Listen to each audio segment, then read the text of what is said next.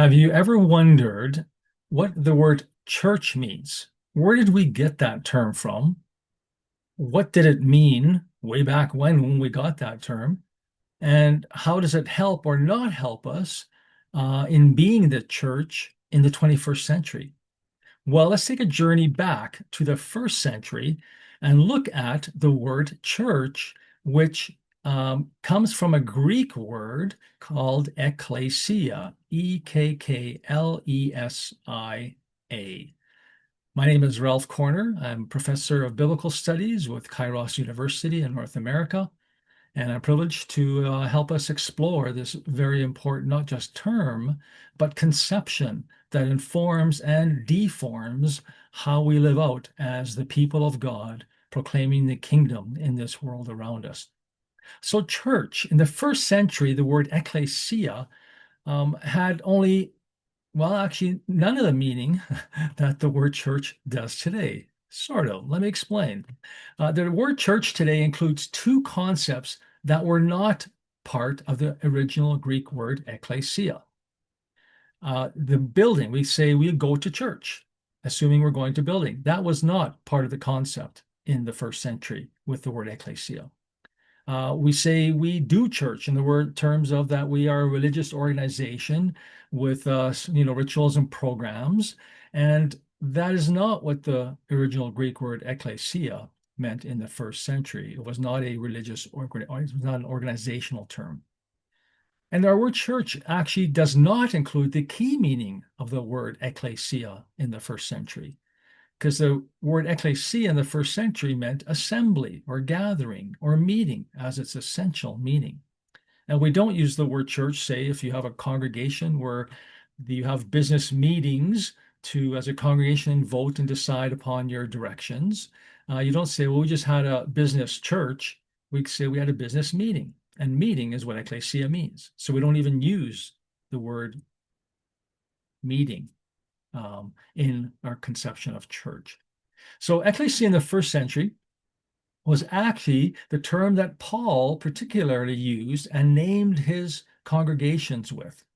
He called them ecclesiae.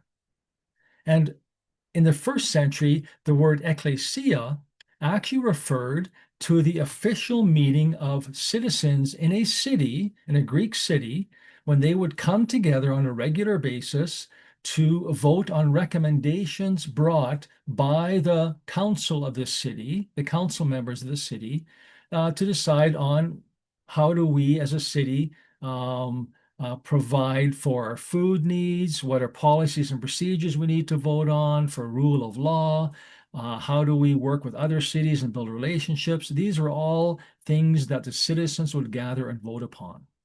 And so here is Paul, he's naming his communities ecclesiae. In essence, they're saying to the people in the cities they're living in, we are, you might say, City Hall. We are we are the citizens who are here for the health of the city, and we are committed to the health of the city.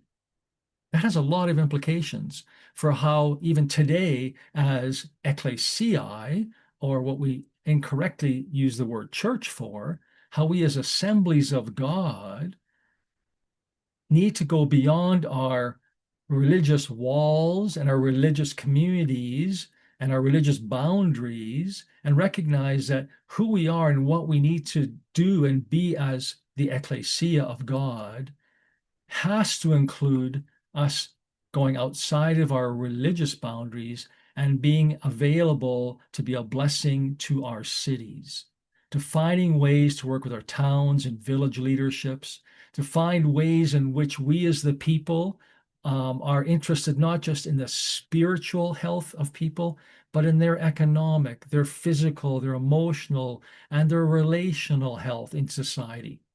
This is what it means to be the church in the first century way of what the original word ecclesia meant. And so we're going to explore this further. And I want you to be thinking about, maybe what is God calling me to do to reach beyond my spiritual priorities as a kingdom citizen and to include very practical priorities of the needs of the people around me and in that way invite people into the fullness of the kingdom in the name of Jesus Christ. May the Lord bless you.